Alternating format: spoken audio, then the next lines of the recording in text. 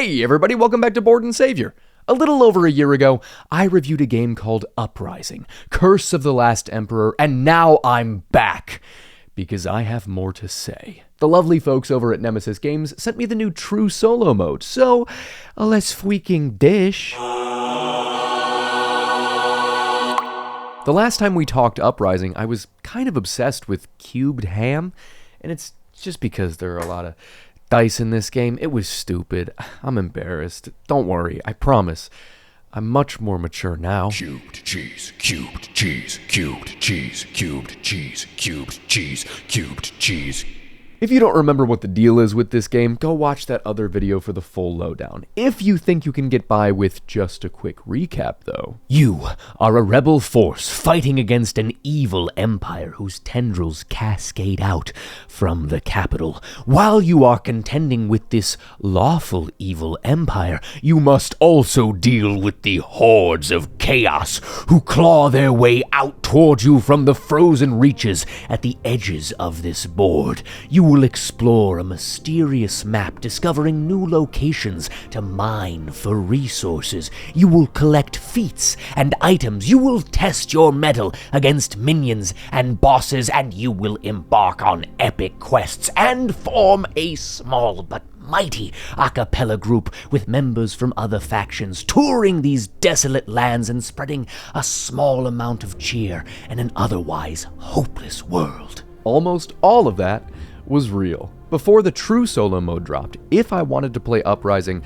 by my lonesome, I would have needed to control two factions at once, literally just playing the two-player version of Uprising as one little me. Now, all I need is a single faction, but with any one hero from any of the other factions. You could also use the second hero from whatever main faction you are using, but the way that it works in this game is that a faction's heroes are printed on the front and back of a card, so I suggest just using two heroes from different factions so you can see both heroes' stats at once. The game works almost exactly the same as the co-op mode with these notable differences. 1.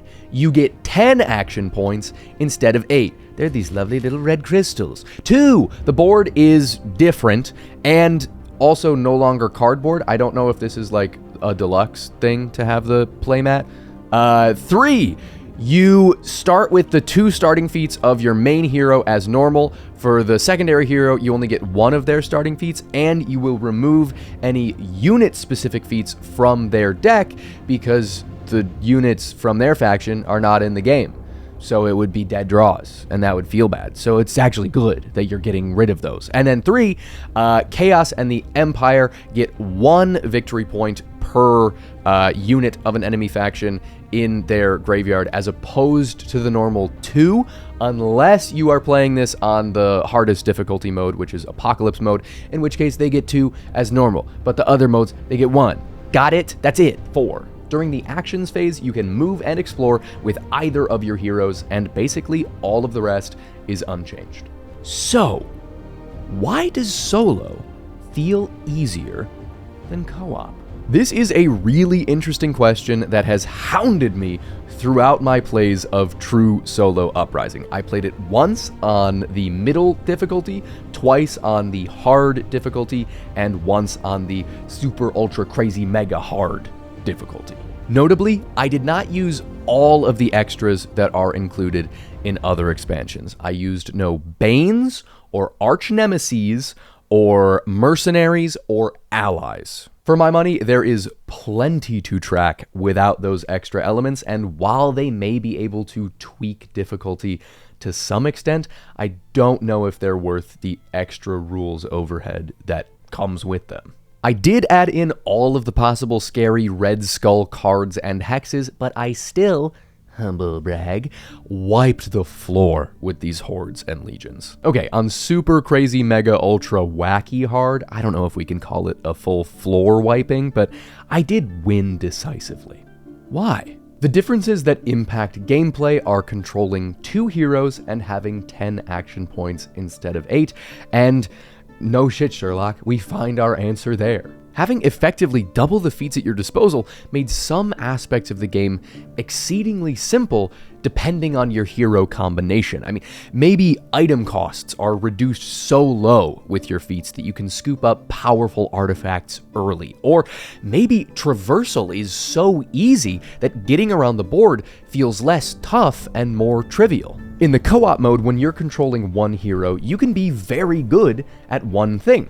In solo mode, you've got two heroes, which means you can be very good at two things or absolutely infallible at one thing, and that makes some of the dangers of Uprising melt away. In the old quote-unquote solo mode, you were controlling two heroes, but you were starting from opposite ends of the board because you started from two different home hexes. Here, you begin the game in the same home hex, which makes your start focused. The action point side of things is a trickier conundrum. In old solo mode two-handed, you were controlling two factions with 8 action points each, totaling 16 action points. That is 16 actions that you can take before the other baddie side starts their deadly march. Now, last time I checked, 10 actions in the true solo mode is fewer than 16, but again, they're focused. With two heroes, you more than likely have two different hero dice combinations, meaning that you can pretty easily see at a glance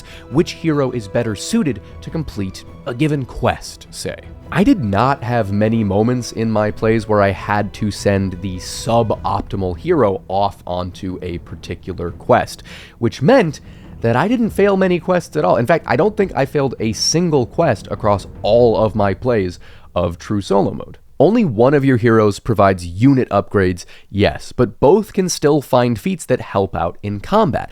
And when you set up your command actions to allow for a full 5 units and both of your heroes to descend upon an enemy in combat, you're often setting yourself up for a much more winnable fight as opposed to a touch-and-go one. A lack of failed quests and a lack of lost battles means that even though you have fewer action points in the true solo mode, you don't need as many action points because you get more value out of each one. Also, while I'm wearing my critical cap...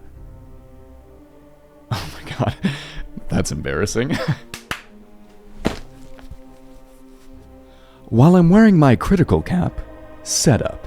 Setup doesn't take longer than it did for co-op mode, but it does take so long. I mean, like, look at all the stuff. Of course it takes a long time. And don't get me wrong, the game does give you a lot of gaming for the setup time, but I don't know. I think there is a different vibe of setting up a game that you know is going to be played with other people than one that you know is going to be played solo.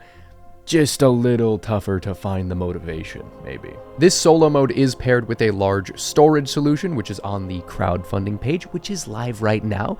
You can look at the link in the description and check it out.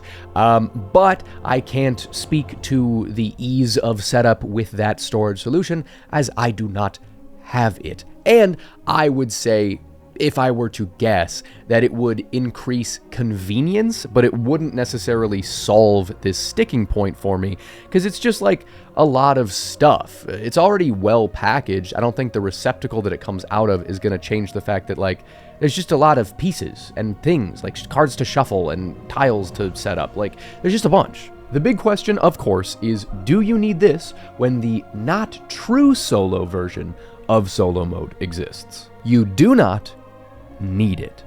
Two-handed solo mode still works and it still has good puzzles to solve. Might you want it though? Realistically, I can't really see myself going back to play the not true solo version of this game. There is just less overhead here, and that's enough for me. There is still the issue of difficulty though. For me, I think all I'm gonna do on my next play is increase the number of victory points that enemies get for having my units in their graveyard from 2 on Apocalypse mode to 3. That would have made me barely lose my Apocalypse game, and I think I deserved to barely lose that game. I did a thing or two that was sloppy, and I should be punished for that. I'm a bad boy. Come spank me.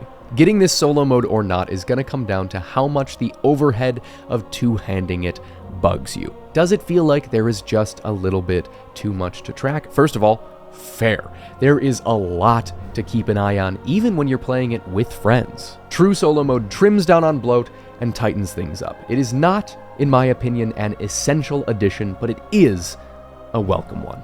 And that will about do it. Let me know if you are planning to get either the solo mode or the big box storage solution, or both. Very curious what your plans are. Also, like the video if you liked it, subscribe if you liked it, and now I think I'm off to just have like a super relaxing afternoon, completely free, obviously, of all things cubed.